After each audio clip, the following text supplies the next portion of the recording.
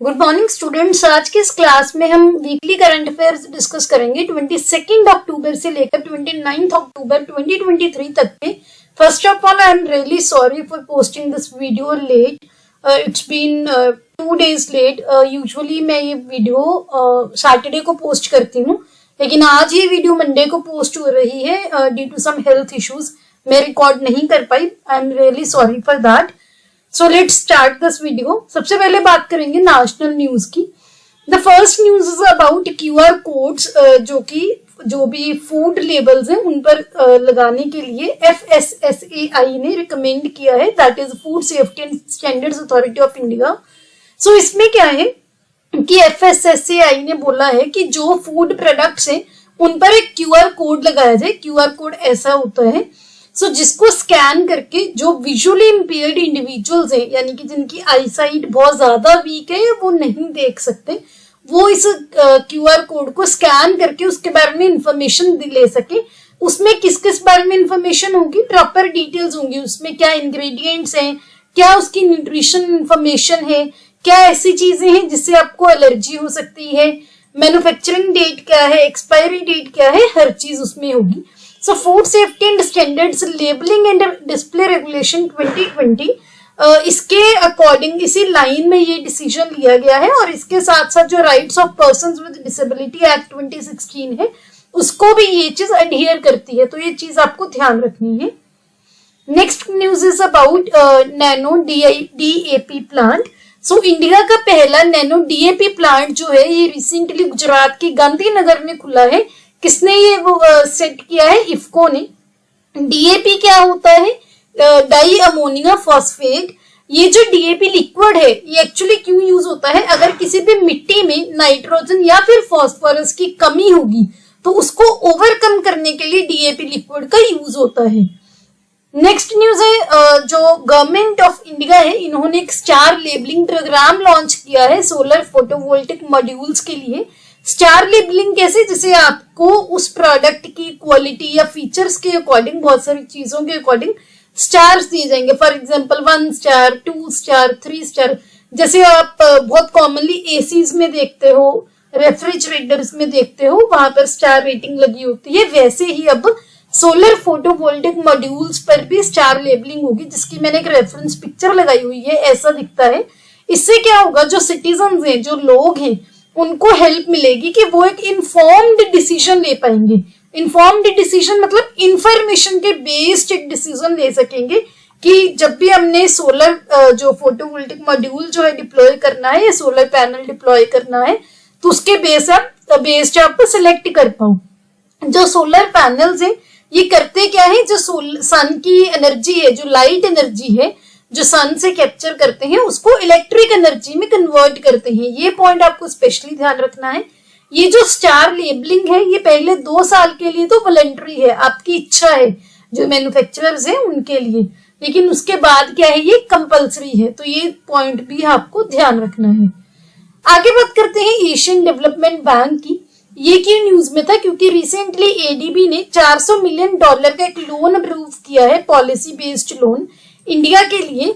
किसके लिए? Sustainable urban development और सर्विस डिलीवरी प्रोग्राम के लिए, जिसका एम क्या है कि बेसिक अर्बन सर्विसेज को एक्सेस कर सके कौन? सिटीजन्स। ये क्या है? Prosperous, inclusive, resilient and sustainable and Asia and Pacific. ये जो इसका एम है कि जो एशिया पैसिफिक रीजन है ये प्रॉस्पेरियस हो, इंक्लूसिव हो। इंक्लूसिव है कि हर जो भी ग्रुप है, चाहे वो वल्नरेबल है, चाहे वो फीमेल्स हैं, कोई भी है, उसको इंक्लूड किया जाए। रेजिलिएंट हो, सस्टेनेबल हो, और एक्सट्रीम पॉवर्टी जो है एशिया पैसिफिक रीजन में हम उसको इरेडिकेट कर सकें। ADB की अगर बात करें, एशियन डेवलपमेंट बैंक की, इसका हेडक्वार्टर्स है फिलीपींस के मनीला में और इसके 68 मेंबर्स हैं। ऑब्वियसली आपको 68 मेंबर्स याद रखने की जरूरत नहीं है, बस ये याद रखना है कि इसके जो मेंबर नेशंस हैं वो एशिया पैसिफिक रीजन के बाहर के भी हैं। 49 मेंबर्स एशियन पैसिफिक के हैं, उसके अलावा बाहर के भी हैं। और इंडिया का आपको स्पेशली ध्यान रखना है कि इंडिया ADB का मेंबर है, तो ये पॉइंट आपको ध्यान रखने हैं। आगे बात करते हैं इंडिया के first regional rapid transit system की। सो इंडिया का पहला RRTS जो है वो रिसेंटली इनॉग्रेट किया गया है। इसका एम क्या है कि जो NCR रीजन है, जो नेशनल कैपिटल रीजन है, जो दिल्ली, गुड़गांव, नोएडा, फरीदाबाद, ये सारा रीजन है, वहां पर rail based semi high speed high frequency computer transit system को वहां पर इस्टेब्लिश किया जाए, जिसकी जो स्पीड है 180 किलोमीटर पर आवर होगी और पूरे NCR रीजन में बेटर कनेक्टिविटी प्रोवाइड करेगा। PM गति शक्ति नेशनल मास्टर प्लान जो है उसी के लाइन में है। और RRTS नेटवर्क क्या करेगा, मल्टी मोडल इंटीग्रेशन करेगा, चाहे वो रेलवे स्टेशन है, चाहे वो बस स्टेशन है, चाहे वो मेट्रो स्टेशन है, सभी के साथ। इसका जो नाम है वो दिया गया है नमो भारत ट्रेन, जो कि recently Delhi, Ghaziabad, Meerut RRTS corridor पर लॉन्च हुई है, उसके साहिबाबाद दुहाई स्ट्रेच पर। तो ये चीजें आपको ध्यान रखनी है, ऐसे एग्जांपल्स भी आप कोट भी कर सकते हो। आगे बात करते हैं साइक्लोन तेज की। उससे पहले साइक्लोन क्या होते हैं? साइक्लोन्स बहुत ही तेज इनवर्ड एयर सर्कुलेशन होती है।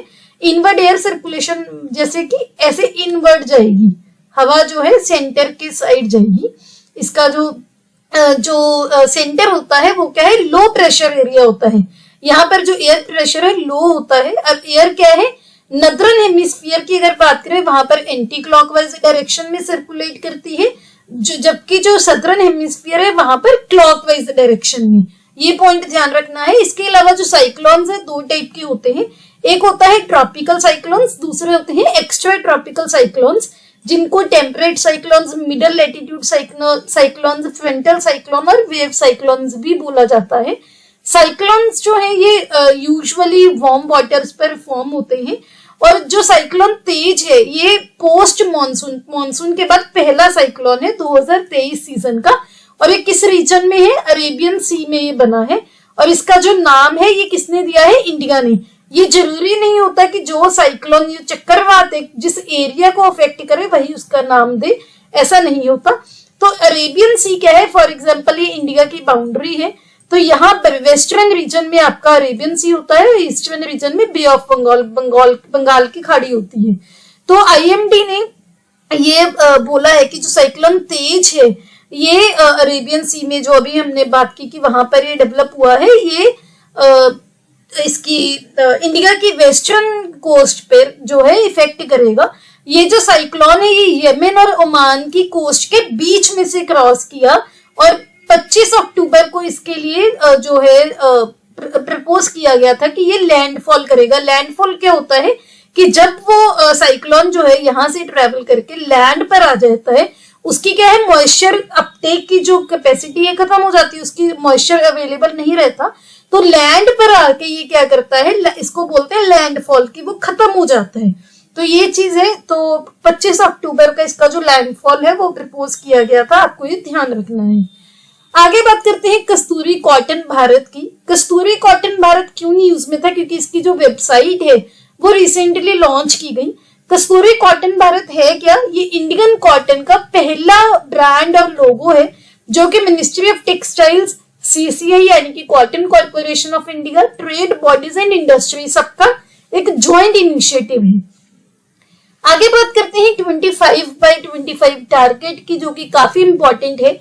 ये क्यों न्यूज में था, क्योंकि रिसेंटली ICMR ने, Indian council of medical research ने एक एनालिसिस किया कि इंडिया 25/25 टारगेट को शायद मिस कर देगा। 25/25 टारगेट क्या है, ये WHO ने एक सेट वो रखा था, एक डेडलाइन रखी थी, या एक ऐसे बोल लो कि एक इनिशिएटिव था, एक एम कर रहे थे वो। 2013 में WHO और यूनाइटेड नेशंस ने सेट किया था कि 2025 तक कंपेयर्ड टू 2010 के मुकाबले जो प्रीमेच्योर मोर्टेलिटी है 4 नॉन कम्युनिकेबल डिजीजेस की वजह से, उसमें 25% तक रिडक्शन करेंगे, यानी कि 25% उसमें हम केसेस कम कर देंगे। कब तक, 2025 तक। तो एक 25 है 25% रिडक्शन, दूसरा 25 है 2025 तक। जो 4 मेजर नॉन कम्युनिकेबल डिजीजेस है वो कौन कौन सी, कैंसर, कार्डियोवास्कुलर डिजीजेस, कार्डियोवास्कुलर जो हार्ट रिलेटेड डिजीजेस होती हैं, क्रॉनिक रेस्पिरेटरी डिजीजेस जो आपकी सांस के रिलेटेड जो क्रॉनिक होती है, काफी जो सीरियस प्रॉब्लम्स होती हैं, और डायबिटीज जिसको आप लेमन लैंग्वेज में शुगर भी बोलते हो। तो ये 4 डिजीजेस हैं जिसके लिए टारगेट रखा गया था, लेकिन आईसीएमआर के अकॉर्डिंग इंडिया शायद इस टारगेट को अचीव ना कर पाई। आगे बात करते हैं जमरानी डैम प्रोजेक्ट की। ये क्यों न्यूज में था? एक्चुअल में क्या है कि जो cabinet committee on economic affairs है, जिनके चेयरमैन होते हैं हमारे प्रधानमंत्री जी, उन्होंने recently Jamrani dam multipurpose project की इंक्लूजन को, किसको इंक्लूड कर रहे हैं, प्रधानमंत्री कृषि सिंचाई योजना एक्सेलरेटेड इरिगेशन बेनिफिट प्रोग्राम में उसको अप्रूव किया है। जो जमरानी डैम प्रोजेक्ट है ये उत्तराखंड के नैनीताल जिले में है, जो कि गोला नदी, जो एक रामगंगा नदी की सहायक नदी है, उस पर बना है। प्रधानमंत्री कृषि सिंचाई योजना 2015-16 में लॉन्च हुई थी। इसका ऑब्जेक्टिव क्या था कि जो खेत है, जो फार्म्स है और जो एरिया जहां पर खेती होती है उसको अश्योर्ड इरिगेशन के अंडर लाया जाए, यानी कि उसकी जो सिंचाई है उसको पक्की तरह से मिल सके, जो वाटर यूज है फील्ड में उसकी एफिशिएंसी इंप्रूव हो और सस्टेनेबल वाटर कंजर्वेशन प्रैक्टिसेस को इंप्लीमेंट किया जाए। वाटर कंजर्वेशन प्रैक्टिसेस मतलब जब हम पानी का यूज करते हैं तो वेस्टेज हमने कम करनी है, और दूसरा जितना भी हम पानी यूज करें उतनी उसकी एफिशिएंसी इतनी इंप्रूव करें कि जो इसके आउटपुट रिजल्ट्स हैं वो बहुत ज्यादा अच्छे रहें। तो ये है प्रधानमंत्री कृषि सिंचाई योजना के एम। आगे बात करते हैं रेफरेंस फ्यूल की। सो एक्चुअल में क्या है, ये क्यों न्यूज में था, इंडिया ने रिसेंटली रेफरेंस पेट्रोल और रेफरेंस डीजल की प्रोडक्शन स्टार्ट की है, और इसके साथ इंडिया कुछ ही देश जो रेफरेंस फ्यूल की प्रोडक्शन करते हैं उसका पार्ट बन गया है। सो इंडिया के इस फ्यूल का यूज किस लिए होता है, ऑटोमोबाइल्स की टेस्टिंग के लिए। ये जो फ्यूल है इसकी स्पेसिफिकेशंस काफी ज्यादा हाई होती हैं, टेस्टिंग के लिए इंपॉर्टेंट है। जो भी ऑटोमोबाइल मैन्युफैक्चरर्स और टेस्टिंग एजेंसीज हैं, for example international centre for automotive technology हो गई, automotive research association of India हो गया, इंडिया पिछले कुछ दशकों से इंपोर्ट करता था। ये जो रेफरेंस फ्यूल था बाहर से खरीदता था। ये इसकी अगर प्रोडक्शन इंडिया में जब स्टार्ट हो गई तो ये आत्मनिर्भर भारत की तरफ एक स्टेप है। क्यों? क्योंकि इसके बाद इंडिया की जो डिपेंडेंस है मिनरल ऑयल इंपोर्ट्स पर वो कम हो जाएगी। आगे बात करते हैं इंटरनेशनल न्यूज की। सबसे पहले है साइक्लोन हमून। साइक्लोन हमून ने रिसेंटली बांग्लादेश के साउथ ईस्टर्न कोस्ट को स्ट्राइक किया है। अभी हमने बात की थी जो साइक्लोन क्या है, इससे क्या है काफी लोगों को इवैक्यूएट किया गया। मैंने आपको वहां पर बताया था कि ये जरूरी नहीं होता कि चक्रवात जिस देश को, जिस रीजन को अफेक्ट करे वही उसको नाम दे। सो यहाँ पर आप इसकी एग्जांपल भी देख लीजिए। जो साइक्लोन हमून है ये इसका हालांकि इसने किसको हिट किया है, बांग्लादेश को, लेकिन नाम किसने दिया, ईरान ने, जो कि बिल्कुल ऑपोजिट एंड्स पर है। तो आपको ये चीज ध्यान रखनी है। आगे बात करते हैं बॉस्फोरस स्ट्रेट की। सबसे पहले आप इसका मैप देख लीजिए, इसका जो कॉन्टेक्स्ट है नेक्स्ट स्लाइड में हम डिस्कस करेंगे। ये है बॉस्फोरस स्ट्रेट। बॉस्फोरस स्ट्रेट का काम क्या है, ये ब्लैक सी को सी ऑफ मरमरा के साथ कनेक्ट करती है, और या फिर ब्लैक सी के थ्रू, ब्लैक सी से अगर हमने मेडिटेरेनियन सी तक जो है ट्रैवल करना है वो भी आप बॉस्फोरस स्ट्रेट से कर सकते हो। तो ये चीज आपको ध्यान रखनी है। दूसरा, इधर है यूरोप, इधर है एशिया, तो यूरोप और एशिया के बीच में है बॉस्फोरस स्ट्रेट। तो ये चीज भी आपको ध्यान रखनी है। अब बात करते हैं किस कॉन्टेक्स्ट में हम ये बात कर रहे हैं। सो एक्चुअल में क्या है, जो Turkish ministry of national defence है, इन्होंने रिसेंटली अनाउंस किया है कि जो भी वॉरशिप हैं जो ऐसे देशों की हैं जो ब्लैक सी को बॉर्डर नहीं करते, उनके मूवमेंट पर मॉन्ट्रिक्स कन्वेंशन के अंडर हम क्या रिस्ट्रिक्शंस लगाएंगे। तो मॉन्ट्रिक्स कन्वेंशन क्या है, एक एग्रीमेंट है जो कि डार्डेनलिस स्ट्रेट और बॉस्फोरस स्ट्रेट के साथ कंसर्न्ड है। इन दोनों स्ट्रेट्स को टर्किश स्ट्रेट या ब्लैक सी स्ट्रेट भी बोला जाता है। टर्किश स्ट्रेट क्या है, अकेली मैरीटाइम पैसेज है ब्लैक सी और मेडिटेरेनियन सी के बीच में, जैसे कि मैंने आपको अभी बताया। आगे बात करते हैं वीसीडीआर की, यानी कि Vienna convention on diplomatic relations की। ये क्यों न्यूज में था, क्योंकि न्यूजीलैंड ने जो इंडिया ने रिसेंटली डिमांड की थी for the leave of 41 Canadian diplomats, जिसकी डिमांड के ड्यूरिंग इंडिया ने वीसीडीआर को रेफर किया था, that is Vienna convention on diplomatic relations. New Zealand ने उसको क्रिटिसाइज किया, तो ये न्यूज में था। ये जो कन्वेंशन है ये 1961 में साइन हुई थी और इसमें करंटली 193 पार्टीज हैं और इंडिया ने इसको 1965 में रेटिफाई किया था। अब जो ये कन्वेंशन है इसका एम क्या है कि जो नेशंस हैं, जो भी इसके पार्टीज हैं, उनमें फ्रेंडली रिलेशंस डेवलप हो। इसके साथ साथ एक फ्रेमवर्क भी ये कन्वेंशन जो है it put fourth framework so that सभी नेशंस में, मेंबर नेशंस में डिप्लोमेटिक इंटरेक्शंस जो हैं वो इस फ्रेमवर्क के अंडर वो होंगी। तो इसी वजह से ये न्यूज में था। आपको ये जो बेसिक पॉइंट्स है ये ध्यान रखने हैं, कई बार एग्जाम्स में पूछ लिया जा सकता है। आगे बात करते हैं एससीओ यानी कि Shanghai Cooperation Organisation Council of Heads of Government की, जो कि रिसेंटली किर्गिस्तान के बिश्केक में हुई है। ये 22nd जो एडिशन था एससीओ CHG का। एससीओ की अगर बात करें ये 2001 में स्थापित हुई थी शंघाई में। शंघाई 5 कंट्रीज के द्वारा, जो कि है Kazakhstan, China, Kyrgyzstan, Russia, Tajikistan and Uzbekistan. अभी करंटली इसके 9 मेंबर्स हैं, जिसमें इंडिया भी है, ईरान भी है, Kazakhstan, China, Kyrgyzstan, Pakistan, Russia, Tajikistan और उज्बेकिस्तान है। और इसके अलावा अफगानिस्तान, बेलारूस और मंगोलिया का ऑब्जर्वर स्टेटस है। इसके अलावा आपको क्या ध्यान रखना है कि जो एससीओ है इसका सेक्रेटेरिएट कहां पर है, क्योंकि बहुत कॉमनली पूछी जाती है ये चीजें। इसका हेडक्वार्टर कहां पर है, इसका सेक्रेटेरिएट कहां पर है। तो इसका सेक्रेटेरिएट है चाइना के बीजिंग में। और जो रीजनल एंटी टेररिस्ट स्ट्रक्चर है एससीओ का वो उसका जो वो है उज्बेकिस्तान के ताशकेंत में। तो ये पॉइंट्स आपको ध्यान रखने हैं। आगे बात करते हैं इलेक्ट्रोमैग्नेटिक रेल गन को लॉन्च करने वाली पहले देश की। जापान पहला देश बना है जिसने इलेक्ट्रोमैग्नेटिक रेल गन को लॉन्च किया है। एक्चुअल में ये दुनिया की पहली इलेक्ट्रोमैग्नेटिक रेल गन है। रेल गन क्या है कि कटिंग एज इलेक्ट्रोमैग्नेटिक वेपन है, एक हथियार है जिसका डिजाइन किया गया है कि वो जो भी बहुत ज्यादा वेलोसिटी पर कोई भी अटैक आएगा जिसको वो जिस पर प्रोजेक्टाइल लॉन्च कर सके। फॉर एग्जांपल ये इसकी रेलगन है मान लो, और यहाँ से जो है कोई भी अटैक आ रहा है तो ये क्या करेगा, इस पर वापस से प्रोजेक्टाइल करेगा। ये रेलगन की जो स्पीड है मैक 7 तक भी पहुंच सकती है, जो कि साउंड की, ध्वनि की स्पीड से 7 गुना होती है। तो ये चीज आपको ध्यान रखनी है। इसके अलावा आपको पता होगा कि जापान की जो बुलेट ट्रेन है वो भी काफी फेमस है, तो आपको वो भी ध्यान रखना है। आगे बात करते हैं जम्मू एंड कश्मीर की असेशन टू इंडिया की 76 एनिवर्सरी जो है वो सेलिब्रेट की गई है यूनाइटेड किंगडम के हाउस ऑफ कॉमन्स के द्वारा। कब? 26 अक्टूबर 2023 को। एक्चुअल में क्या है कि 26 अक्टूबर 1947 में इसी दिन जो जम्मू कश्मीर के उस टाइम पे महाराजा हरि सिंह थे, प्रिंसली स्टेट थी उस टाइम पे जम्मू कश्मीर, जो आप अपनी हिस्ट्री में पढ़ते हो, उन्होंने instrument of accession to India sign किया था इंडिया के साथ। और इसी ओकेजन पर ब्रिटिश की पार्लियामेंट जो है जम्मू कश्मीर डे है वो सेलिब्रेट करती है।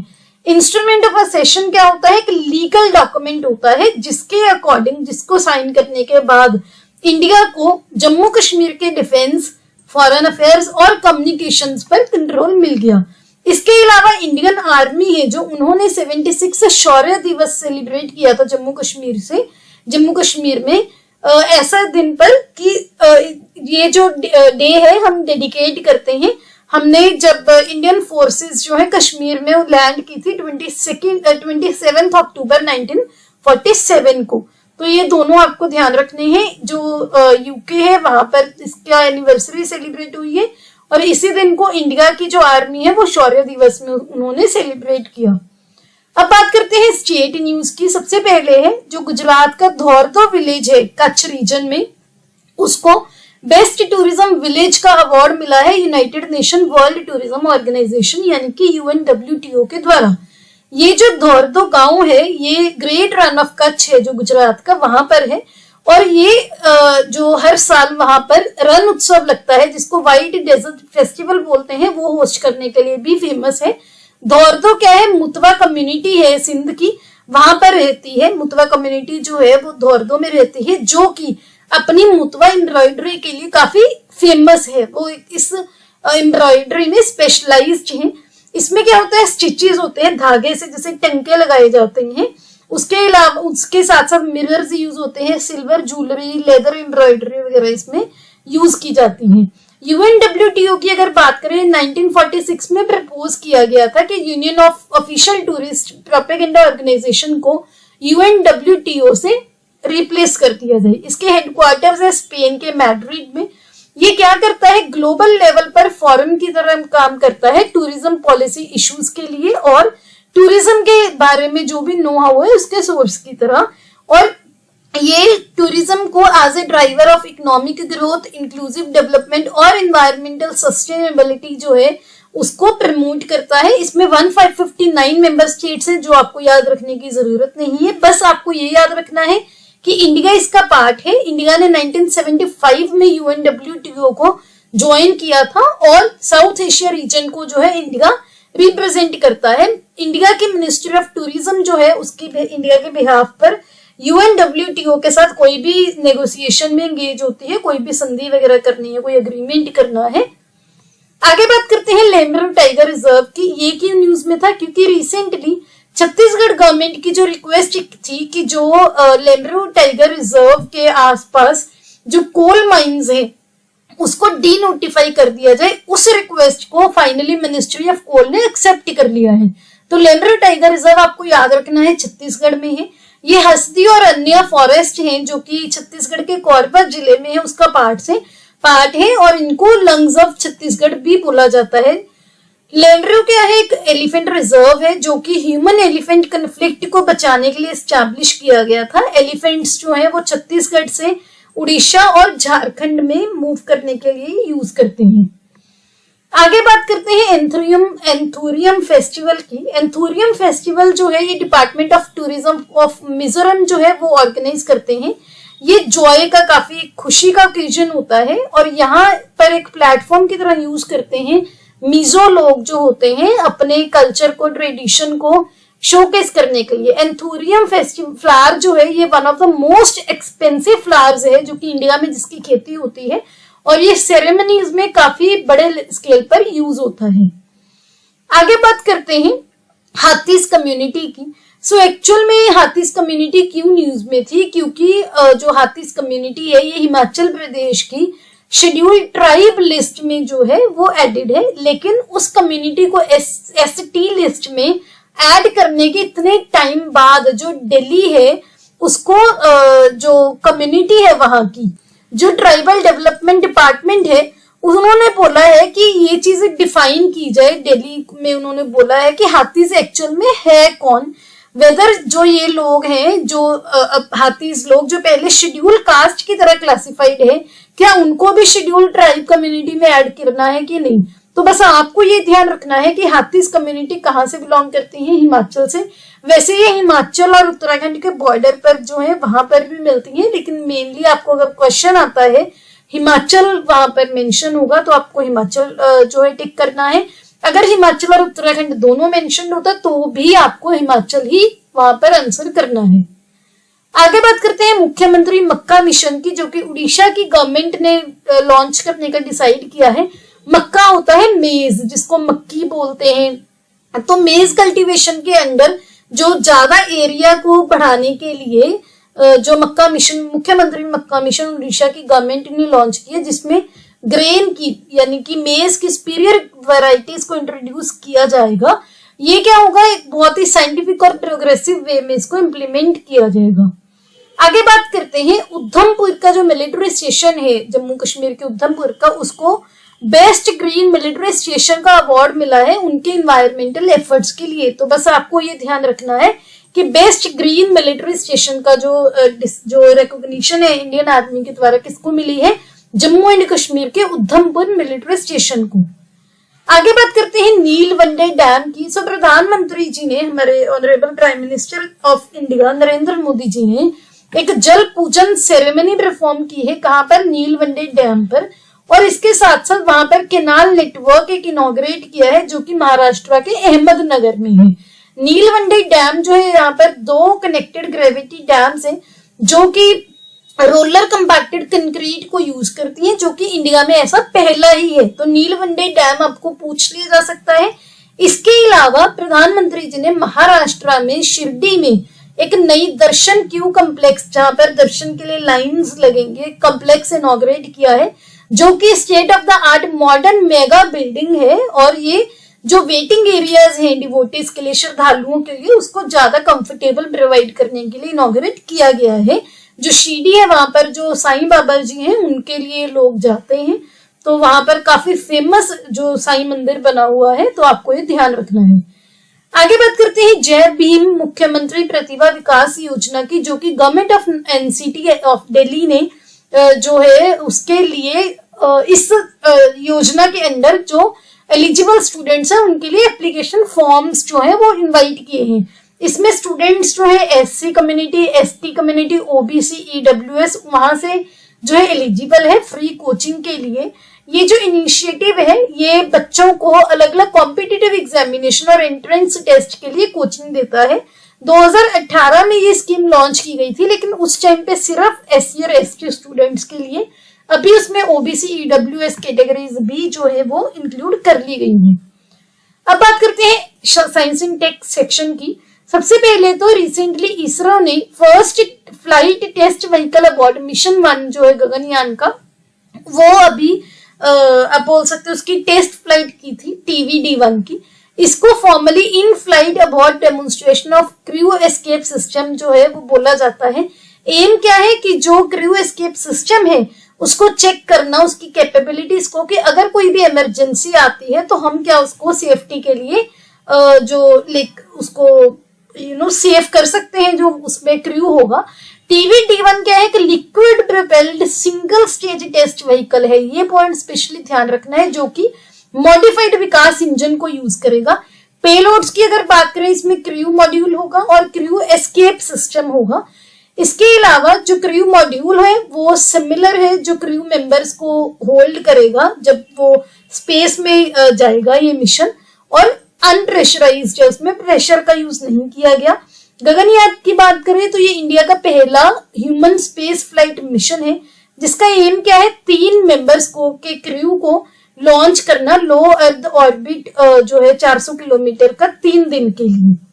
इंडिया 4th नेशन बन जाएगा जो कि क्रूड स्पेसक्राफ्ट को भेजेगा स्पेस में। इससे पहले यूएसए, रशिया और चाइना ने भेजा हुआ है, तो ये आपको ध्यान रखना है। आगे बात करते हैं कैलिक्स कोका वैक्सीन की, जो कि ब्राजील के साइंटिस्ट ने डेवलप किया है। किसके लिए? कोकेन एंड क्रैक एडिक्शन के लिए। जिन लोगों को कोकेन की और क्रैक की एडिक्शन है वो इसको यूज करते हैं, इसके आदी हैं। तो कैलिक्स कोका क्या है, एक इंजेक्शन की फॉर्म उन्होंने डेवलप की है। ये क्या करेगा, कोकेन के जो इफेक्ट्स है बॉडी पर उसको डिस्टरप्ट करेगा, इम्यून रिस्पॉन्स को ट्रिगर करेगा और ड्रग्स को बचाएगा कि वो जो उसको यूज कर रहा है वो उसके ब्रेन तक ना पहुंचे। ये जो ब्रेन का एरिया है जो कोकेन से स्टिमुलेट होता है टिपिकली, वो डोपामीन जो है वो रिलीज करता है, जो कि प्लेजर इंड्यूसिंग न्यूरोट्रांसमीटर है। तो उसको जो है उसके इफेक्ट कम करने के लिए कोकेन के ब्रेन पर कैलिक्स कोका वैक्सीन का यूज होगा। आगे बात करते हैं डीजी कवच की।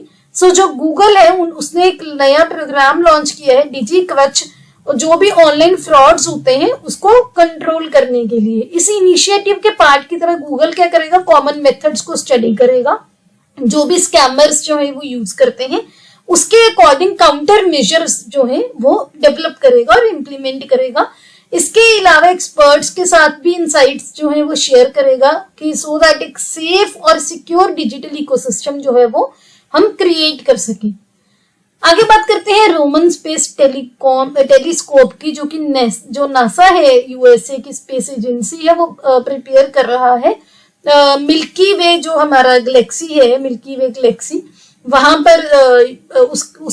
पर जाने के लिए Nancy grace Roman space telescope को यूज करके ये मई 2027 में लॉन्च होगा, जिसका प्राइमरी मिशन जो है यही है कि जो हमारी गैलेक्सी है मिल्की वे, उसके इतने ज्यादा लाखों में जो तारे हैं, स्टार्स हैं, उनको मॉनिटर करेगा। इसका एम है टेल फ्लिकर्स को डिटेक्ट करना, जो क्या करेगा, अलग अलग सेलेस्टियल ऑब्जेक्ट्स जो हैं, जैसे कि कोई ग्रह है, प्लैनेट्स है, कोई डिस्टेंट बहुत दूर स्टार्स हैं, आइसी बॉडीज हैं, उनको डिटेक्ट करेगा और हमारे जो सोलर सिस्टम है वहां पर जो भी बॉडीज है उनकी प्रेजेंस को रिवील करेगा। जो कोई आइसोलेटेड ब्लैक होल्स है वो भी बहुत सारी चीजें करेगा। तो रोमन स्पेस टेलीस्कोप कौन लॉन्च करेगा? नासा, ये आपको ध्यान रखना है। इसके बाद है ड्रैगन फ्लाई मिशन, ये भी नासा का मिशन है।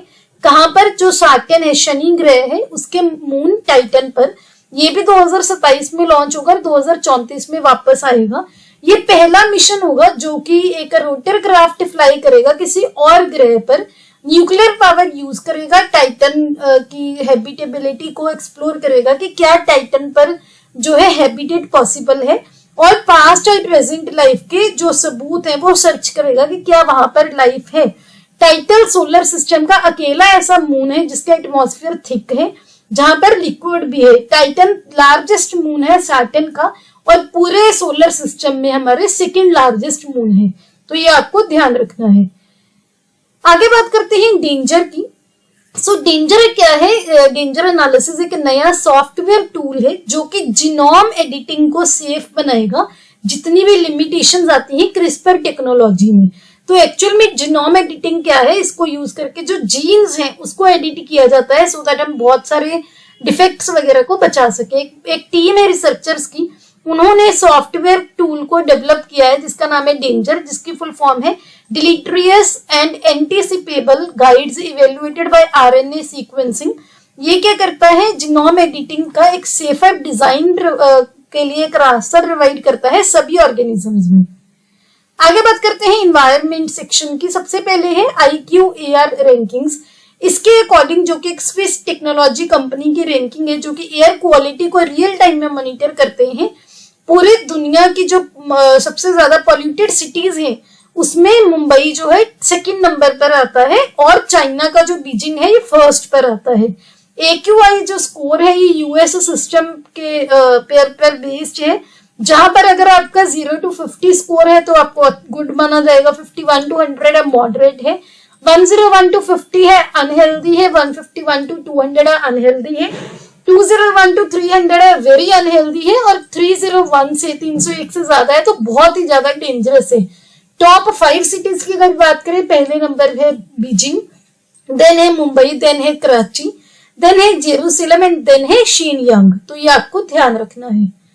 आगे है United Nations Forum on forest. Ministry of environment, forest and climate change एक हमारे देश के द्वारा जो इनिशिएटिव लीड किया जा रहा है वो ऑर्गेनाइज कर रही है as a part of United Nations Forum on Forest. 26 से 28 अक्टूबर 2023 के बीच में उत्तराखंड के देहरादून में जो फॉरेस्ट रिसर्च इंस्टीट्यूट है वहां पर United Nations Forum on forest जो है ये प्रमोट करता है मैनेजमेंट, कंजर्वेशन, सस्टेनेबल डेवलपमेंट, सभी जो जंगल, सारे टाइप के जंगलों के सस्टेनेबल डेवलपमेंट। और इंडिया के पास एक डिस्टिंक्शन भी है कि इंडिया UNFF का क्या है? फाउंडिंग मेंबर है। तो ये आपको ध्यान रखना है। UNFF क्या है? United Nations Forum on forest. आगे बात करते हैं, अरुणाचल प्रदेश ने recently special tiger protection force approve की है 3 टाइगर रिजर्व्स के लिए। तो यहाँ पर आपको तीनों टाइगर रिजर्व का नाम ध्यान में रखना है। डायरेक्टली पूछ लेते हैं कि ये टाइगर रिजर्व कहाँ पर है, कौन कौन से हैं? एक तो है नामदफा, एक है पाके, एक है कमलांग। ये जो स्पेशल टाइगर प्रोटेक्शन फोर्स है एक डेडिकेटेड और स्पेशलाइज्ड फोर्स होगी जिसका खुद का स्ट्रक्चर होगा, खुद की कॉम्पोजिशन होगी टाइगर रिजर्व्स के लिए। The force would comprise of 1 company जिसमें 112 पर्सोनल होंगे, अलग अलग 112 पर्सोनल एक उसके लिए टाइगर रिजर्व के लिए, सिमिलरली दूसरे के लिए, सिमिलरली तीसरे के लिए, यानी कि टोटल 336 पर्सोनल होंगे। आगे बात करते हैं UNCCD यानी कि UN convention to combat desertification की, जिसने खुद का पहला डेटा डैशबोर्ड जो है लॉन्च किया है। इसमें क्या है? नेशनल रिपोर्टिंग फिगर्स होंगी 126 देशों की, जो कि ये दिखाएगा कि जो लैंड डिग्रेडेशन है वो और ज्यादा स्पीड से बढ़ रही है। UNCCD अकेला ऐसा फ्रेमवर्क है जो कि लीगली बाइंडिंग है, और ये डेजर्टिफिकेशन और ड्रॉट के सूखे के इफेक्ट्स को एड्रेस करने के लिए ये साइन हुआ था। 1994 में सेट हुआ था, जिसकी 197 पार्टीज टू कन्वेंशन है, जिसमें से 196 जो है वो मेंबर नेशंस है और 197 क्या है, यूरोपियन यूनियन है। इंडिया यूएनसीसीडी का एक सिग्नेटरी भी है। Ministry of environment, forest and climate change जो है नोडल मिनिस्ट्री है जो कि इस कन्वेंशन के इम्प्लीमेंटेशन को ओवरसी करता है। यूएनसीसीडी परमानेंट सेक्रेटेरिएट जो है वो है जर्मनी के बोन में। आगे बात करते हैं, रिसेंटली एक पेंट ब्रश स्विफ्ट बटरफ्लाई जो है वो न्यूज में थी। क्यों? क्योंकि हिमाचल प्रदेश में पहली बार देखी गई है, जिसका साइंटिफिक नेम है बाउरीज फरी। ये हिमाचल प्रदेश के चंबा जिले में देखी गई। कौन सी फैमिली से बिलोंग करती है? हेस्पेरिडी फैमिली से, जो कि 1878 में डिस्कवर की गई थी। वैसे तो ये इंडिया के नॉर्थ ईस्ट में, सेंट्रल इंडिया में, साउथ इंडिया में कॉमन है और उत्तराखंड में रेयर है, लेकिन पहली बार हिमाचल प्रदेश में जो है देखी गई। दो स्पेशल स्पॉट्स जो हैं, सेपरेटेड स्पॉट्स जो हैं इसके फॉर्मिंग सेल्स में, यहाँ पर मैं आपको दिखाती हूँ, ये जो स्पेशल डॉट्स आपके दिख रहे हैं इससे ये आइडेंटिफाई की जाती है। और इस स्पीशीज का जो लार्वे है ये बेम्बू पर और जो ग्रास स्पीशीज है वहां पर फीड करता है। आगे बात करते हैं सिकाडा की। तो एक्चुअल में सिकाडा क्या है? एक इंसेक्ट की स्पीशीज है जिसकी आप यहाँ पर पिक्चर देख सकते हो सिकाडा की। ये क्यों न्यूज में था? क्योंकि जो ईस्टर्न नॉर्थ अमेरिकन फॉरेस्ट हैं वहां पर बहुत ज्यादा जो है सिकाडास देखने को मिले, जिसकी वजह से जो प्रॉपर फॉरेस्ट फूड वेब है वो एक आप बोल सकते हो जिसकी रीवायरिंग हुई है। और इससे क्या है, पहले क्या होता था कि जो कैटरपिलर होते हैं, कैटरपिलर क्या है, बटरफ्लाई की इनिशियल स्टेज होती है, जो बर्ड्स हैं उस पर फीड करते थे, यानी कि कैटरपिलर्स को खाते थे। लेकिन जो इंसेक्ट ईटिंग ये बर्ड्स हैं वो क्या करते हैं, वो सिकाडास को शिकार बना रहे हैं और जो उनका पहले नॉर्मल उनका खाना था लीफ ईटिंग कैटरपिलर्स वो बच रहे हैं, जिसकी वजह से इनडायरेक्टली कैटरपिलर्स की जो आबादी है काफी बढ़ गई है। और वो क्या कर रहे हैं, मोस्टली ओक जो पेड़ होता है उसके सैपलिंग्स, उसके पत्तों पर फीड करते हैं। तो जिससे क्या है, जो कैटरपिलर है वो लीफ डैमेज कर रहा है, जिसकी जो लीफ डैमेज की इंटेंसिटी है ऑलमोस्ट डबल हो गई है। तो सिकाडा क्या है, इनडायरेक्टली लीफ डैमेज को रिजल्ट कर रहा है, तो ये इस वजह से न्यूज में था। अब बात करते हैं अवार्ड्स की। सबसे पहले तो national medal of technology and innovation जो कि यूएस के प्रेसिडेंट जो बाइडेन ने दिया है दो इंडियन अमेरिकन साइंटिस्ट को, जिसमें से अशोक गडगिल और सुब्रा सुरेश, ये दोनों उसमें इंक्लूडेड है। ये उन अमेरिकन को अवार्ड दिया जाता है जिन्होंने साइंस एंड टेक्नोलॉजी के फील्ड में कुछ अचीव किया हो। आगे है यूएन अवार्ड 2023 की, जो कि मिला है institute of chartered accountants of India यानी कि ICAI को। ये उनको क्यों मिला है? क्योंकि उन्होंने सस्टेनेबिलिटी रिपोर्टिंग में कंट्रीब्यूट किया है। ICAI के एफर्ट्स जो हैं to promote sustainable practices in India and international standards के साथ अलाइन करके, उसी वजह से यूएन अवार्ड उनको मिला है। आगे है mother Teresa memorial award for social justice 2023 जो कि ईरान की ह्यूमन राइट क्रूसेडर नरगिस मोहम्मदी को मिला है, जिनकी आप यहाँ पर पिक्चर भी देख सकते हैं। ये हार्मनी फाउंडेशन जो है मुंबई की वो देता है। क्यों उनको मिला? क्योंकि उन्होंने ह्यूमन राइट्स के लिए बहुत कैंपेन किए हैं बिना डरे, और जो फंडामेंटलिस्ट रिजीम है ईरान का उसके अगेंस्ट प्रोटेस्ट किया है। अब बात करते हैं डिफेंस के रिलेटेड न्यूज की। सबसे पहले है गल्फ ऑफ गिनिया। ये क्यों न्यूज में था? क्योंकि गल्फ ऑफ गिनिया में यूरोपियन यूनियन और इंडिया ने अपनी पहली जॉइंट नेवल एक्सरसाइज कंडक्ट की है।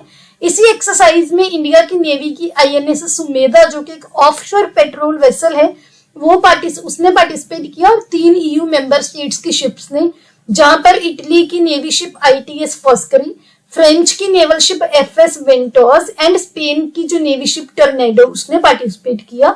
तो गल्फ ऑफ गिनिया आप यहाँ पर देख सकते हो। यहाँ पर गल्फ ऑफ गिनिया जो है, गल्फ ऑफ जो गिनिया है अफ्रीका के आप बोल सकते हो वेस्टर्न साइड में है। ये जो इक्वेटोरियल गिनिया आपको एरो से दिखाया गया है, तो ये चीज आपको ध्यान रखनी है कहाँ पर इसकी लोकेशन है। यहाँ पर है अटलांटिक ओशियन।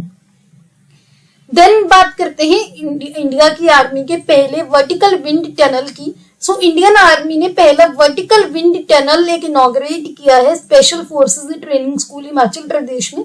इसमें क्या होगा कि वर्चुअल में आपको real life free fall conditions को साइमुलेट किया जाएगा। वैसे ही कंडीशंस आपके लिए क्रिएट की जाएंगी कि आपको ऐसा लगे कि हम real life free fall conditions में काम कर रहे हैं। ऐसे जो है आपको एक पिक्चर दिखाई गई है डेमोन्स्ट्रेट करने के लिए, सो दैट आप इसको बेटर अंडरस्टैंड कर सकें। ऐसे आपको वर्टिकल विंड टनल बनाया जाएगा, ऐसे कि आप फ्री फॉल हो रहे हैं, वो चीज आपको साइमुलेट की गई है यहाँ पर। देन बात करते हैं एक्सरसाइज हरिमू शक्ति 2023 की, जो कि इंडिया और मलेशिया की आर्मी की जॉइंट बायलैटरल ट्रेनिंग एक्सरसाइज है, जो कि इंडिया के उमरोई कैंटोनमेंट में हुई है। इसका एम क्या है? मिलिट्री कैपेबिलिटी को एनहांस करना, मल्टी डोमेन ऑपरेशंस को कंडक्ट के लिए, सब कन्वेंशनल सिनेरियो के लिए। आगे बात करते हैं चीता एंड चेतक हेलीकॉप्टर्स की। इंडिया की आर्मी ने डिसाइड किया है कि वो चीता और जो चेतक हेलीकॉप्टर्स हैं उनको फेज आउट करना स्टार्ट कर देंगे 2027 से। सो पहला लॉट जो है चीता और चेतक हेलीकॉप्टर्स का, वो 2027 ऑनवर्ड्स जो है वो फेज आउट होगा, जब टोटल टेक्निकल लाइफ जो है वो कंप्लीट हो जाएगी और इंडिजीनियस लाइट यूटिलिटी हेलीकॉप्टर्स जो है वो इंडक्ट होंगे इनको चीता और चेतक को रिप्लेस करने के लिए। Chetak helicopter 2 ton class helicopter है, वर्सेटाइल है, मल्टी रोल है, मल्टीपर्पज है, काफी स्पेशियस है, जो कि हिंदुस्तान एरोनॉटिक्स लिमिटेड के द्वारा मैन्युफैक्चर किए जाते हैं। दूसरी ओर जो चीता है ये 5 सीटर है, चेतक 7 सीटर है। चीता जो है हेलीकॉप्टर 5 सीटर है, हाई परफॉर्मेंस हेलीकॉप्टर है, जो कि बहुत ही वाइड रेंज के लिए जो है डिजाइन किया गया है, तो आपको ये ध्यान रखना है। इसका वर्ल्ड रिकॉर्ड भी है हाई एल्टीट्यूड फ्लाइंग के लिए सभी हेलीकॉप्टर्स में। इसकी मैन्युफैक्चरिंग भी हिंदुस्तान एरोनॉटिक्स लिमिटेड के द्वारा की गई है। आगे बात करते हैं प्रोजेक्ट उद्भव की। हमारे ऑनरेबल डिफेंस मिनिस्टर जो है राजनाथ सिंह जी, उन्होंने प्रोजेक्ट उद्भव को लॉन्च किया, जो कि इंडियन आर्मी और यूएसआई का एक कोलैबोरेटिव इनिशिएटिव है। ये एक यूनिक और होलिस्टिक अप्रोच है so that modern security challenge को एड्रेस किया जाए। एक विजनरी इनिशिएटिव है जिसका काम ही यही है कि एज ओल्ड विजडम को इंटीग्रेट करना कंटेम्पररी मिलिट्री पेडागोगी के साथ। ब्रॉड स्पेक्ट्रम पर फोकस करता है, जिसमें इंडिजीनियस मिलिट्री सिस्टम हो गए, पुराने टेक्स्ट हो गए, कोई बहुत पुराना रीजनल टेक्स्ट हो गया, या किंगडम्स के कोई भी इंफॉर्मेशन है कि कैसे वहां पर राजा महाराजा की क्या उनकी मिलिट्री सिस्टम्स थे, थीमेटिक स्टडीज हो गई, कौटिल्य स्टडीज, सारी चीजों को इंक्लकेट किया जाएगा कि पुरानी नॉलेज को यूज करके हम आज के जो मिलिट्री चैलेंजेस हैं उनको कैसे फेस कर सकते हैं। अब बात करते हैं अपॉइंटमेंट रिपोर्ट स्कीम और इंडिसेस की। सबसे पहले है इंटरनेशनल माइग्रेशन आउटलुक 2023। सो इसमें क्या है, जो ये इंटरनेशनल माइग्रेशन आउटलुक 2023 है, ये OECD रिलीज करती है, जिसके फुल फॉर्म है Organisation for Economic Co-operation and Development. इस एडिशन का मेन फोकस है लेबर मार्केट इंटीग्रेशन पर, माइग्रेंट मदर्स और ऑन फर्टिलिटी पैटर्न्स, यानी कि माइग्रेंट्स होते हैं जो एक जगह से दूसरी जगह किसी भी रीजन की वजह से मूव होते हैं, तो जो माइग्रेंट मदर्स हैं उनकी लेबर मार्केट इंटीग्रेशन पर और उनकी फर्टिलिटी पर क्या अफेक्ट होता है OECD कंट्रीज में, वो ये चीज उसको ये कंसीडर कर रहा है। OECD क्या है, एक इंटरनेशनल ऑर्गेनाइजेशन है जो कि मेंबर कंट्रीज को एक साथ लेके आता है, अलग अलग पार्टनर्स को, सो दैट वो नेशनल, रीजनल और लोकल लेवल पर कोलैबोरेट कर सके। इसके 38 मेंबर कंट्रीज हैं, जिसमें USA, Mexico, Australia, Canada, France, Japan, UK ये भी पार्ट है। और यहाँ पर आपको स्पेशली ध्यान रखना है कि इंडिया इसका पार्ट नहीं है। आगे बात करते हैं ISA की। ISA ने बोला है कि वो पहली बार जो है रिपोर्ट, जो ग्लोबल सोलर स्टॉक टेक जो है वो रिलीज करेंगे। अभी रिसेंटली जो UN ने एक डिसाइड किया था, अनाउंसमेंट की थी कि वो ग्लोबल स्टॉक टेक जो है यूनाइटेड नेशंस का COP28 के पहले जो है वो लॉन्च करेंगे, उसी से इंस्पायर्ड ये डिसीजन है। ISA क्या है, इंटरनेशनल सोलर अलायंस, एक action oriented member driven collaborative platform है सोलर एनर्जी की डिप्लॉयमेंट को बढ़ाने के लिए। बेसिक मोटिव क्या है कि जो भी इसके मेंबर कंट्रीज है वहां पर सोलर एनर्जी की एक्सेस को बढ़ाया जाए, एनर्जी सिक्योरिटी को बढ़ाया जाए। इसके जो हेडक्वार्टर्स हैं वो इंडिया में है, इंडिया के हरियाणा के गुरुग्राम में, और करंटली इसके 116 मेंबर हैं। आगे बात करते हैं बिम्स्टेक की। एक ही न्यूज में था क्योंकि जो सेक्रेटरी जनरल बिम्स्टेक है नेक्स्ट, वो इंडिया के इंदिरा मनी पांडे जो हैं वो होंगे। पहली बार एक इंडियन ऑफिशियल होंगे जो इसकी बिम्स्टेक की सेक्रेटरी जनरल की पोस्ट को होल्ड करेंगे। बिम्स्टेक की फुल फॉर्म क्या है? Bay of Bengal initiative for multi sectoral technical and economic cooperation. ये एक रीजनल ऑर्गेनाइजेशन है जो कि जून 1997 में स्टैब्लिश हुई थी। इसके सेक्रेटेरिएट जो है बांग्लादेश की राजधानी ढाका में है। मेंबर्स की अगर बात करें तो इसके मेंबर्स हैं नेपाल, भूटान, इंडिया, म्यांमार, बांग्लादेश, श्रीलंका और थाईलैंड, जो भी बे ऑफ बंगाल वाले रीजन में है। और इसकी जो स्थापना है बैंकॉक डिक्लेरेशन के थ्रू हुई थी, ये भी आपको ध्यान रखना है। आगे है भारत टेक्स 2024। हमारे union minister of textile, commerce and industry, consumer affair and food and public distribution Shri Piyush Goyal ji ने इन जो भी टेक्सटाइल सेक्टर के इंडस्ट्री बॉडीज हैं उनकी प्रेस की थी, उनके इनिशिएटिव की कि उन्होंने जो भी भारत टेक्स 2024 को ऑर्गेनाइज करने के लिए इनिशिएटिव लिया, जो कि दुनिया का बिगेस्ट एवर टेक्सटाइल इवेंट है। ये जो बिगेस्ट टेक्सटाइल इवेंट है ग्लोबल लेवल पर, इसमें एग्जीबिटर्स भी थे, बायर्स भी थे 40 देशों के, और एक कॉम्प्रिहेंसिव शोकेस होगा पूरी textile industry value chain, India के रिच कल्चरल हेरिटेज का, टेक्सटाइल ट्रेडिशंस का, तो ये आपको ध्यान रखना है। आगे है वर्ल्ड एनर्जी आउटलुक 2023। ये रिसेंटली जो रिलीज हुआ है, कौन इसको रिलीज करता है? International energy agency. इसकी स्थापना हुई थी 1974 में, सो दैट ऑयल की सप्लाई को सिक्योर किया जा सके। एनर्जी सिक्योरिटी इसका सेंट्रल पार्ट है इस मिशन का। इंडिया भी एसोसिएट कंट्रीज है जो IEA की उसका पार्ट है। इसके हेडक्वार्टर्स है फ्रांस के पेरिस में। आगे बात करेंगे ग्लोबल टैक्स इवेजन रिपोर्ट 2024 की। यूरोपियन यूनियन टैक्स ऑब्जर्वेटरी जो है इन्होंने रिलीज की है global tax evasion report 2024। Tax evasion क्या है? इलीगल एक्टिविटी है जहां पर कोई भी इंसान या कोई एंटिटी, कोई कंपनी जानबूझकर जो उनका एक्चुअल टैक्स लायबिलिटी है उसको पे करने के लिए अवॉइड करता है। तो जो डेलिबरेट वर्ड है ये आपको ध्यान रखना है। आगे है इंटरकनेक्टेड डिजास्टर रिस्क रिपोर्ट 2023। ये United Nations university institute for economic and human security ने रिलीज की। इस रिपोर्ट के अकॉर्डिंग पूरी दुनिया जो है रिस्क टिपिंग पॉइंट्स को फास्ट, जल्दी, तेजी से अप्रोच कर रही है मल्टीपल फ्रंट्स पर। रिस्क टिपिंग पॉइंट क्या एक मोमेंट है जब सोशियो इकोलॉजिकल सिस्टम जो है अपनी एबिलिटी को लूज करता है बफर रिस्क के लिए, लीडिंग टू इंक्रीज्ड पोटेंशियल के इसके जो कैटास्ट्रॉफिक इम्पैक्ट होते हैं, एक चीज से दूसरा इम्पैक्ट, दूसरे से तीसरा, एक चेन में इम्पैक्ट होंगे। तो जो UN United nation university institute for environment and human security है, ये एक एकेडमिक आर्म है यूनाइटेड नेशंस की और एक ग्लोबल थिंक टैंक की तरह काम करती है। रिस्क एंड एडेप्टेशन की जो भी इन्वायरमेंटल हैजार्ड्स और ग्लोबल चेंज की रिगार्डिंग है उस पर रिसर्च करती है। आगे बात करते हैं ग्लोबल पेंशन इंडेक्स की, जिसका रिसेंटली 15th एडिशन जो है वो अनवील किया गया है, जिसमें वर्ल्ड वाइड रैंकिंग की गई है रिटायरमेंट इनकम्स। इंडिया की पोजीशन की बात करें तो ये 41st पोजीशन से पहले 2022 में जो 41वीं पोजीशन थी उससे नीचे गिर गया है और 2023 में 45th पोजीशन पर है आउट ऑफ 47 कंट्रीज। अगर हाईएस्ट टॉप मोस्ट कंट्री किसमें बात करें वो है नीदरलैंड, उसके बाद आइसलैंड एंड देन डेनमार्क, और लोएस्ट पर है अर्जेंटीना। आगे बात करते हैं बी मोर मिल्क कैंपेन की, जो कि टाइम स्क्वायर पर, जो न्यूयॉर्क के टाइम स्क्वायर है वहां पर डिस्प्ले हुआ था। ये किसका है? अमूल का। बस आपको ये ध्यान रखना है कि ये कैंपेन किसका है? अमूल का। देन है विद्या समीक्षा सॉफ्टवेयर सागर से सारांश। CBSE ने डेवलप किया है Vidya Samiksha software as a part of Vidya Samiksha Kendra for amplifying data based decision making.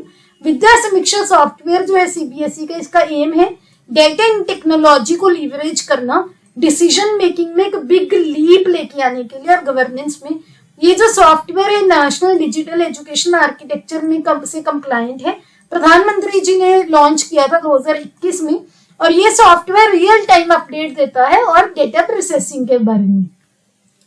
आगे बात करते हैं इलेक्शन कमीशन जो है वो राजकुमार राव जो एक्टर है, इंडियन सिनेमा एक्टर हैं, उनको अपॉइंट करेंगे एज इट्स नेशनल आइकन, जिनकी आप यहाँ पर पिक्चर भी देख सकते हैं।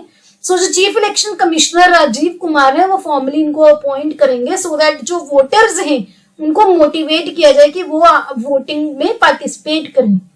अब है स्पोर्ट्स न्यूज। सबसे पहले बात करते हैं एशियन पैरा गेम्स 2023 की, जो कि 22 से 28 अक्टूबर में हुई थी चाइना के हंगजाऊ में, अभी रिसेंटली कंक्लूड हुई है, जिसमें इंडिया के 29 गोल्ड 111 मेडल टोटल में रहे, जिसमें 29 गोल्ड मेडल रहे। चाइना जो है इसके 521 मेडल्स रहे। इसका मैस्कॉट क्या था? फीफी। यहाँ पर इसकी पिक्चर देख सकते हैं, हमने पहले भी डिस्कस किया था। इंडिया की दीप्ति जीवनजी, इन्होंने गोल्ड मेडल जीता वुमेन्स 400 मीटर T20 इवेंट में। प्राची यादव ने वुमेन्स पैरा कैनोए KL2 इवेंट में गोल्ड मेडल जीता। सुमित अंटिल ने गोल्ड मेडल जीता मेंस जेवलिन F64 इवेंट में। निषाद कुमार ने गोल्ड मेडल जीता है। इंडिया की एक नया एशियन गेम्स रिकॉर्ड भी सेट किया है मेंस हाई जंप में। सिद्धार्थ बाबू ने जीता है 50 मीटर राइफल्स SH1 इवेंट में। इंडिया के नीरज यादव, नीरज चोपड़ा नहीं है, नीरज यादव, इन्होंने गोल्ड मेडल जीता है मेंस डिस्कस थ्रो में। तो ये चीज आपको ध्यान रखनी है। आगे बात करते हैं first under 23 women world wrestling champion की। भारत की जो रितिका हुड्डा है, उन्होंने गोल्ड मेडल जीता है अंडर 23 रेसलिंग वर्ल्ड चैंपियनशिप में 76 कैटेगरी, अंडर 76 kg कैटेगरी में, जिसकी आप यहाँ पे पिक्चर देख सकते हैं। ये इंडिया से हैं और सेकंड इंडियन है जिन्होंने ये मेडल जीता है। इनके पहले अमन सहरावत थे, जो कि पहले इंडियन रेसलर थे जिन्होंने गोल्ड मेडल जीता। तो ये आपको ध्यान रखना है। और वुमेन में ये पहली है, इन टोटल दूसरी इंडियन है। ये जो चैंपियनशिप थी यहाँ पर अंडर 76 कैटेगरी में हुई, में इन्होंने मेडल जीता है। आगे बात करते हैं first female Indian car racer की ब्रिटिश एंड्योरेंस चैंपियनशिप में, जिसका नाम है हुमायरा मुश्ताक, जिनकी अब यहाँ पे पिक्चर भी देख सकते हैं। ये भी एक्स्ट्रा ऑर्डिनरी इनका माइलस्टोन अचीव किया। पहली फीमेल इंडियन कार रेसर बनी है जिन्होंने लंदन की प्रेस्टिजियस ब्रिटिश एंड्योरेंस चैंपियनशिप में पार्टिसिपेट किया। ये जम्मू एंड कश्मीर से बिलोंग करती हैं। डिस्टिंक्शन है इनके पास फर्स्ट वुमेन साउथ एशिया से जिन्होंने ITCCC लाइसेंस ऑब्टेन किया, और ये चैंपियनशिप जो है लंदन में उन्होंने कंप्लीट की। आगे इंटरनेशनल ओलंपिक कमेटी सेशन जो कि इंडिया में हुआ था, वहां पर इंडिया ने पिच किया है कि हम 2036 का ओलंपिक्स होस्ट करना चाहते हैं। सिर्फ 3 एशियन कंट्रीज हैं जिन्होंने अभी तक ओलंपिक्स को होस्ट किया, चाइना, साउथ कोरिया और जापान। अगर इंडिया को ये मिल गई तो इंडिया 4th नेशन बनेगा। ओलंपिक होस्ट को इलेक्ट करने के लिए किसके पास पावर होती है? इंटरनेशनल ओलंपिक कमेटी को। ये जो प्रोसेस है, 2 परमानेंट फ्यूचर होस्ट कमीशंस देखते हैं, एक समर ओलंपिक्स के लिए, एक विंटर गेम्स के लिए। 1894 में स्थापित हुआ था IOC, not for profit independent international organisation है, जो कि स्विट्जरलैंड के लुजान में वहां पर बेस्ड है। अब बात करते हैं मिसलेनियस न्यूज की। सबसे पहले तो NCERT पैनल ने डिसाइड किया, सजेस्ट किया है कि NCERT की बुक्स में इंडिया को भारत से रिप्लेस किया जाए। ये जो सजेशन है 2022 सोशल साइंस कमेटी है उन्होंने किया, और ये होप किया कि ये नेक्स्ट एकेडमिक ईयर से इम्प्लीमेंट किया जाए। भारत एक एज ओल्ड नेम है जिसका जो यूज है पहले विष्णु पुराण में, जो कि 7000 साल पुराना है, वहां पर मेंशन किया हुआ है। पैनल ने ये भी रिकमेंड किया कि क्लासिकल हिस्ट्री को इंट्रोड्यूस किया जाए इंस्टेड ऑफ एंशिएंट हिस्ट्री, और हिस्ट्री को एंशिएंट, मेडिवल और मॉडर्न में जो है डिवाइड ना किया जाए। आगे बात करते हैं समिट ऑफ 3 बेसिन्स की।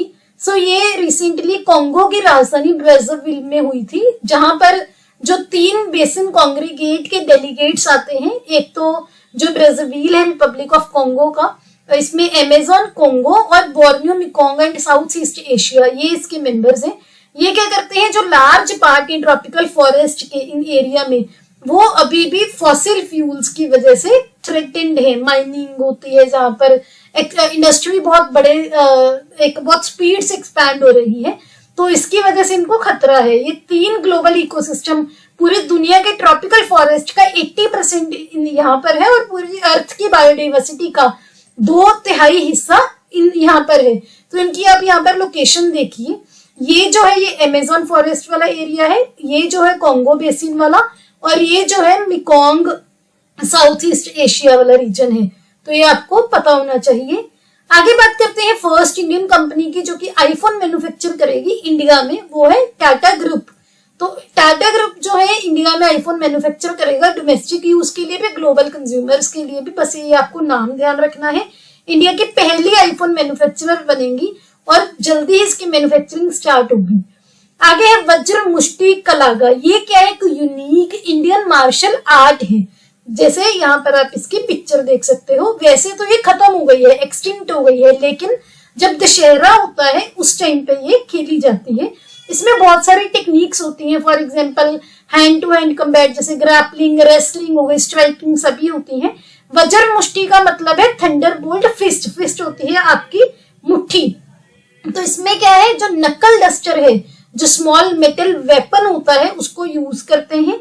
ये जो फॉर्म है रेसलिंग की, ये विजयनगर रूलर्स के टाइम पे फेमस थी, जो कि 14 to 17 सेंचुरी जिन्होंने राज किया। वज्र मुष्टि कलग एक मार्शल आर्ट फॉर्म है जो वैसे तो एक्सटिंक्ट हो गई है। आगे बात करते हैं ऑबिचुअरीज की। सबसे पहले तो जो हमारे क्रिकेटर थे बिशन सिंह बेदी जी, एक लेजेंडरी इंडियन स्पिनर थे, ही पास्ट अवे, जिन्होंने 67 टेस्ट मैच खेले हैं इंडिया के लिए, 266 विकेट्स ली हैं। और ये जो one of the most admired Indian captain रहे हैं, क्योंकि इन्होंने 4 साल तक इंडिया की टीम को लीड किया है as a captain test cricket में, 1975 to 1979 के बीच में, और इनको 1970 में पद्मश्री भी मिला था। अब बात करते हैं last segment of this video, important days की। सबसे पहले इंटरनेशनल स्लिटरिंग अवेयरनेस डे 22 अक्टूबर को मनाया जाता है। इसमें क्या है, स्लिटरिंग और इसके जो कॉजेज हैं उसके बारे में एजुकेट किया जाता है। स्टटरिंग क्या होती है? स्टैमर करना। जैसे आप बोलते टाइम क्या हो, आपकी जो स्पीच की फ्लुएंसी इफेक्ट होता है, जैसे आप बोलते हो कोई हकलाकर बोलता है, दैट इज कॉल्ड स्टैमरिंग। इस बार का इसका थीम था one size does not fit all. Then international snow leopard day, ये हर साल मनाया जाता है स्नो लेपर्ड की कंजर्वेशन के बारे में अवेयरनेस रेज करने के लिए। इस बार 12 कंट्रीज हैं जिसके लीडर्स 2013 में, जहां पर स्नो लेपर्ड पाया जाता है, उन देशों के जो लीडर्स हैं उन्होंने बिश्केक डिक्लेरेशन इंडोर्स की थी कि स्नो लेपर्ड्स को कंजर्व करने के लिए। ये 23 अक्टूबर को मनाया जाता है। देन है यूनाइटेड नेशन डे, 24 अक्टूबर को मनाया जाता है। यूनाइटेड नेशंस की स्थापना हुई थी इस दिन 1945 में। यहाँ पर जो यूनाइटेड नेशन ऑर्गेनाइजेशन है, उसके काम, उसके रोल वगैरह की जो उन्होंने काम किया, उस पर अटेंशन लाई जाती है। देन है वर्ल्ड पोलियो डे, 24 अक्टूबर को मनाया जाता है पोलियो वैक्सीनेशन की अवेयरनेस के लिए और पोलियो की रेडिकेशन के लिए। इंडिया को पोलियो फ्री डिक्लेयर किया गया था जनवरी 2014 में। देन है वर्ल्ड डेवलपमेंट इंफॉर्मेशन डे, ये यूएन की सपोर्ट के साथ ये डे सेलिब्रेट किया जाता है। इस बार का थीम था harnessing the power of information and communication technologies to build a better world. ये 24 अक्टूबर को मनाया जाता है। देन है वर्ल्ड सस्टेनेबिलिटी डे, जो कि अक्टूबर के 4th वेडनेसडे, चौथे बुधवार को मनाया जाता है। इस बार 25 अक्टूबर को पड़ा था। इसका काम क्या है, लोगों को अवेयर करना कि इन्वायरमेंट को आपको कैसे बचाना है, केयर करनी है, सो दैट एक सस्टेनेबल वे में लंबे टाइम तक वो लास्ट कर सके। देन है इन्फेंट्री डे, 27 अक्टूबर को मनाया जाता है। आर्मी जो है हमारे देश की, वो सेलिब्रेट करती है जितने भी इन्फेंट्री सोल्जर्स हैं जो शहीद हुए हैं अपनी ड्यूटी के टाइम, उनको होमेज पे करने के लिए। सो इसकी अगर आपको फ्री ऑफ कॉस्ट पीडीएफ चाहिए, हमारे टेलीग्राम पर और व्हाट्सएप चैनल दोनों पर मिल जाएगी, जिनके लिंक आपको डिस्क्रिप्शन में मिल जाएंगे। ये इसका यूजर नेम है, ये हमारे बाकी के सोशल मीडिया यूजर नेम है, आप हमें यहाँ पर भी फॉलो कर सकते हैं।